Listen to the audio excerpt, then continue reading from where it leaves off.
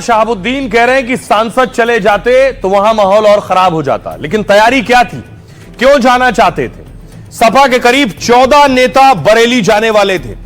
इनमें सपा के 5 सांसद, 2 विधायक भी शामिल थे, जो बरेली में बवाल के बाद पीड़ितों के पास जा रहे थे। लेकिन योगी की पुलिस ने इन नेताओं को जाने नहीं दिया।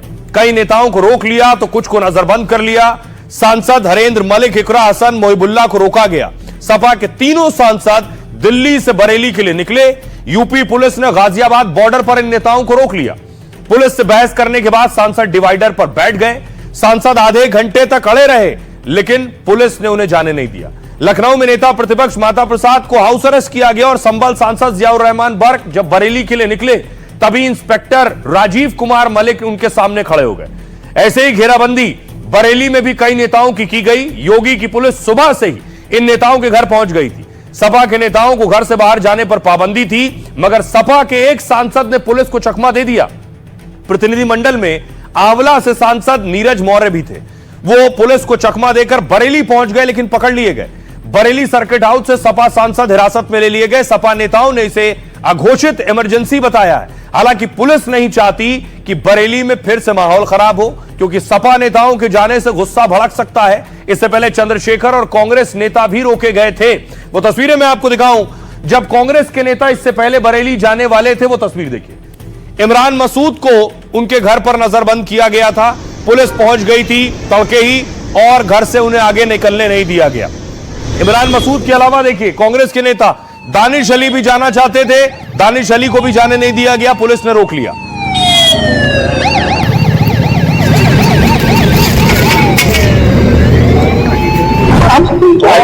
और चंद्रशेखर रावण भी जाना चाहते थे। तस्वीर में आपको दिखाऊं, चंद्रशेखर रावण को भी रोक लिया गया, जाने नहीं दिया गया। पुलिस का कड़ा पहरा था, वो भी घर से बाहर कदम नहीं रख सके।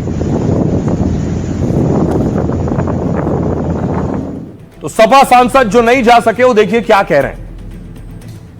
सबसे पहले इकरा हसन कैराना से सपा की सांसद हैं। वो कह रही हैं यूपी में अघोषित इमरजेंसी जैसे हालात हैं, सरकार डर के कारण हमें रोक रही है।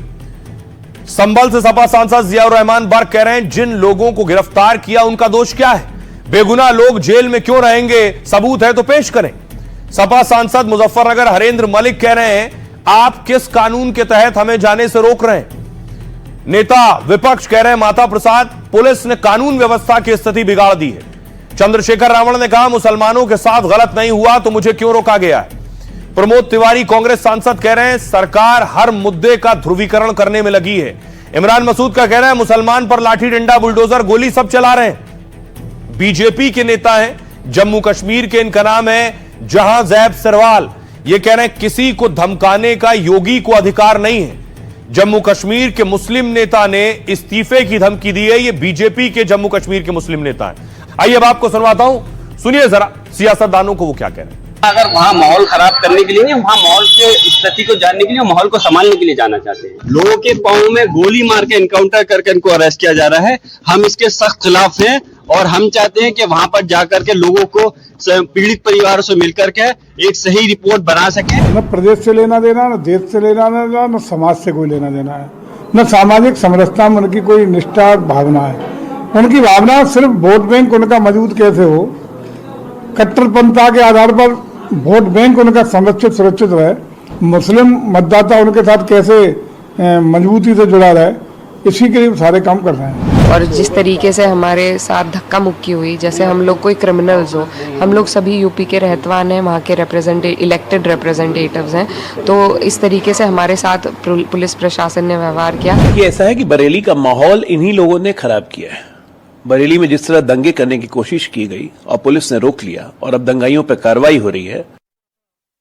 कार्रवाई होती है तो इन लोगों को दर्द होने लगता है। पूछो लोग रहेंगे नहीं, देखो ये बड़े अफसर हैं यहाँ। आप कब जाएंगे? आप अब जब ये लोग खिसके तब जाएं। किसी विशेष समुदाय मुस्लिम कम्युनिटी को निशाना बनाना नहीं है होना चाहिए, बल्कि इस बात की शपथ ली जाती है कि हम देश की एकता अखंडता के लिए सच्ची श्रद्धा से काम करेंगे।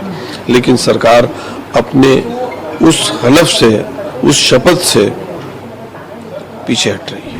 मैं समाजवादी पार्टी के तमाम नेताओं को बता देना चाहता हूं कि हम बरेली को संभल बनने नहीं देंगे और पुलिस और प्रशासन को भी चाहिए कि बाहर के लोगों को यहां पर आने से रोके, ताकि बरेली की शांति और अमन भाईचारा को खतरा न लाहिक हो।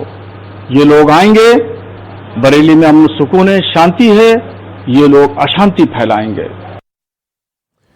बरेली में देखिए लगातार कार्रवाई हो रही है। आज भी कार्रवाई हुई, एक बड़े शख्स को गिरफ्तार किया गया है। आज बरेली पुलिस ने 2000 से ज्यादा सीसीटीवी खंगाल डाले।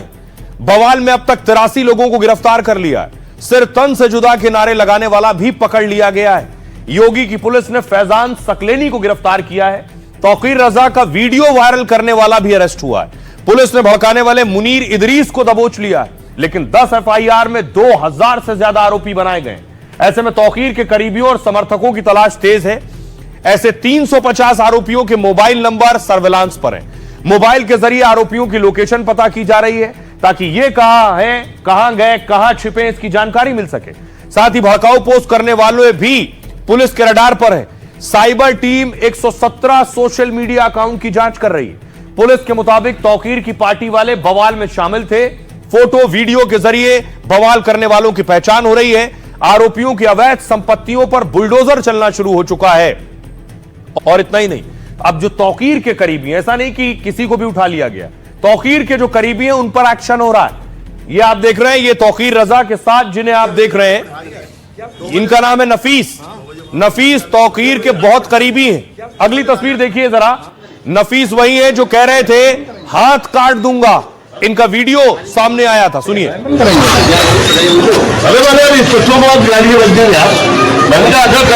काट लूंगा, हाथ काट लूंगा, हाथ काट लूंगा।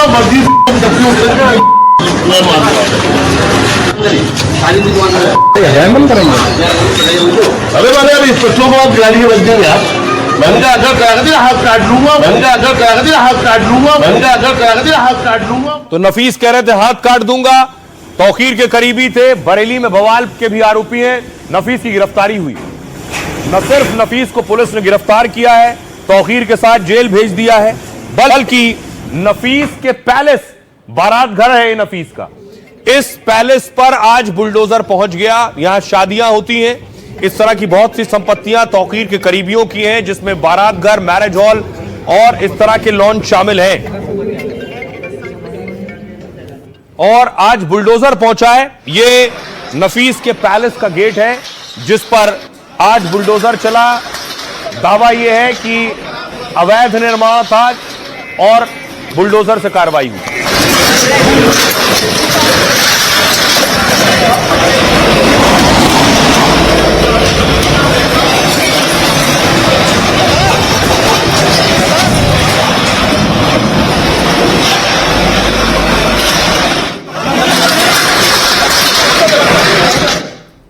और नफीस पर आखिर क्यों बुलडोजर चला आपको बताऊं और कैसे एक्शन हुआ। ये बरेली में आज 2 जगहों पर बुलडोजर गरजा है। तौकीर के करीबी नफीस का बारात घर जमींदोज हुआ है और बरेली के जखीरा बाजार इलाके में कार्रवाई हुई है। दूसरा, बरेली के सैलानी बाजार में अतिक्रमण तोड़ा गया। हालांकि इस कार्रवाई का सीधा बवाल से कनेक्शन नहीं है, लेकिन इस इलाके में ज्यादातर मुसलमानों की दुकानें हैं। किला थाना के जखीरा बाजार में नफीस का बारात घर था। बुलडोजर ने नफीस खान की अवैध संपत्तियां धराशायी की। मौलाना तौकीर रजा का करीबी और राजदार है नफीस, जो तौकीर रजा के बाद गिरफ्तार करके जेल भेजा गया। नफीस और उसके बेटे फरहान पर भड़काने का आरोप है। दोनों ने सोशल मीडिया के जरिए भड़काकर भीड़ जुटाई। इतना ही नहीं, प्रशासन को गुमराह करने का भी आरोप है इस पर। मौलाना तौकीर के बाकी करीबियों पर भी शिकंजा कसा है। आईएमसी के फरत खान का 3 मंजिला मकान सील किया जाएगा। बीडीए बड़े प्लॉट पर बिना अनुमति निर्माण का फरत पर आरोप है। दावा है कि बवाल के बाद फरत के मकान में ही तौकीर रुके थे। दशहरे से पहले 100 अवैध संपत्तियां चिन्हित की जा चुकी हैं, जहां सीलिंग के बाद बुलडोजर की कार्रवाई की जा सकती है। इस एक्शन के बाद सुनिए जरा बरेली की पुलिस क्या कह रही है। जो कार्रवाई है ये टोटली इंडिपेंडेंट है और समय समय पर जो अलग अलग एजेंसीज हैं, अलग अलग डिपार्टमेंट्स हैं, उनके द्वारा कार्रवाइयाँ की जाती हैं और जहाँ जहाँ भी पुलिस की आवश्यकता होती है तो बताया जाता है, पुलिस फोर्स मौके पर मौजूद रहती है। हाँ, ये बताया गया है कि एक व्यक्ति जिसका नाम डॉक्टर नफीस खान है, ये प्रॉपर्टी उसकी है और जैसा कि हमें सूचित हुआ था, और इसमें पुलिस बल यहाँ पर मौजूद है सुरक्षा दृष्टि से। इसी तरह नफीस के यहां बुलडोजर चल गया, लेकिन बुलडोजर पहुंचा था संभल भी, लेकिन संभल मस्जिद पर जो बुलडोजर चल रहा था पहुंचा था, उस पर संभल मस्जिद कमेटी के लोग खुद हथौड़ा चलाने लगे। ये मामला कल कोर्ट गया था, मैंने आपको बताया था। कोर्ट में आज इस मामले पर सुनवाई हुई।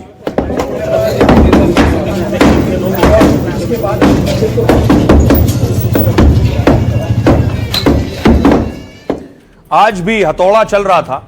संभल मस्जिद पर बुलडोजर एक्शन पर रोक नहीं लगाई है कोर्ट ने। इलाहाबाद हाईकोर्ट ने याचिका खारिज कर दी है। लगातार दूसरे दिन हाईकोर्ट में मामले पर अर्जेंट बेंच बैठी।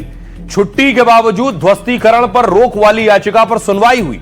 याचिकाकर्ता को ट्रायल कोर्ट में अपील करने का निर्देश दिया गया है। मुस्लिम पक्ष के वकील ने सुप्रीम कोर्ट की टिप्पणी का हवाला दिया है, जिसमें कोर्ट ने ध्वस्तीकरण को अंतिम विकल्प माना था। मस्जिद कमेटी की ओर से जमीन से जुड़े दस्तावेज पेश किए गए, लेकिन कोर्ट से याचिकाकर्ता को कोई राहत नहीं मिली। तालाब की जमीन पर मस्जिद बनाए जाने का आरोप है। 2 अक्टूबर को प्रशासन बुलडोजर लेकर मस्जिद तोड़ने पहुंचा, लेकिन स्थानीय लोगों ने कहा डीएम से कि 4 दिन की हमें मोहलत दीजिए। इसके बाद लोगों ने खुद ही मस्जिद की बाहरी दीवार तोड़नी शुरू कर दी। संभल की गौसुलबरा मस्जिद जिला मुख्यालय से 30 किलोमीटर दूर है और 550 वर्ग फीट की मस्जिद का 10 साल पहले निर्माण किया गया था। गांव के ही मिंजार हुसैन ने इसका निर्माण करवाया था। अवैध अतिक्रमण को लेकर सर्वे में इसे अवैध बताया गया। मस्जिद और मैरिज हॉल के सरकारी जमीन पर बने होने की बात की गई। मैरिज हॉल और मस्जिद पर लाल निशान लगाए गए और इसके बाद मैरिज हॉल को फिलहाल गिरा दिया गया। फिर मुस्लिम पक्ष हाईकोर्ट गया, अर्जेंट याचिका लगाई वहां जाकर, लेकिन वहां याचिका खारिज हो गई। कोर्ट ने कहा कि आप ट्रायल कोर्ट जाइए। इस बीच एक और खबर आई कि सीजेआई यानी चीफ जस्टिस ऑफ इंडिया, आप देख रहे हैं बरेली में बुलडोजर चल रहा है और संभल में बुलडोजर चल रहा है। चीफ जस्टिस ऑफ इंडिया यानी देश के मुख्य न्यायाधीश आज थे मॉरिशस में। मॉरिशस में उन्होंने एक बात कही। मॉरिशस में उन्होंने कहा कि देश में जो बुलडोजर चल रहा है, यह बुलडोजर एक्शन ठीक नहीं है। यह फैसला बहुत पहले दिया गया था कोर्ट से, उस बात को आज उन्होंने दोहराया मॉरिशस में। बुलडोजर एक्शन पर चीफ जस्टिस ऑफ इंडिया नाराज है और सुप्रीम कोर्ट के मुख्य न्यायाधीश बीआर गवई का बयान आया। सीजेआई बोले बुलडोजर एक्शन का मतलब कानून तोड़ना है। दरअसल सीजेआई बीआर गवई मॉरिशस के दौरे पर हैं। वो sir Morris Raoult memorial lecture में बोल रहे थे। उन्होंने मॉरिशस की धरती से बुलडोजर पर बड़ी बात की। विदेशी धरती से भारत में कानून के शासन की बात कही। कहा भारतीय न्याय व्यवस्था कानून के शासन से चलती है। सीजेआई बोले इस व्यवस्था में बुलडोजर एक्शन की जगह नहीं है। सरकार एक साथ जज, जूरी, जल्लाद नहीं बन सकती है। बुलडोजर शासन संविधान के अनुच्छेद 21 का उल्लंघन है। जब भारत के मुख्य न्यायाधीश कार्यक्रम में बोल रहे थे, तब मॉरिशस के राष्ट्रपति, पीएम और मुख्य न्यायाधीश वहां मौजूद थे। दिग्गजों की मौजूदगी में सीजेआई ने बुलडोजर एक्शन की बात कही। उन्होंने सुप्रीम कोर्ट के हालिया फैसलों पर ध्यान दिलाया। 2024 में बुलडोजर पर सुप्रीम कोर्ट की गाइडलाइन का हवाला दिया। सिर्फ आरोप होने पर जल्दबाजी में बुलडोजर एक्शन नहीं होगा। गाइडलाइन तोड़ने वाले अफसर से खर्च और मुआवजा लिया जाएगा। यूपी समेत कई सरकारों को बुलडोजर एक्शन पर फटकार लगाई थी। उस वक्त 24 सितंबर को भी सीजेआई गवई ने बुलडोजर एक्शन का विरोध किया था। कहा था बुलडोजर एक्शन के खिलाफ आदेश से बेहद संतुष्टि मिली। एक सदस्य के अपराधी होने का दंड पूरे परिवार को नहीं दे सकते हैं, यह सीजेआई ने कहा।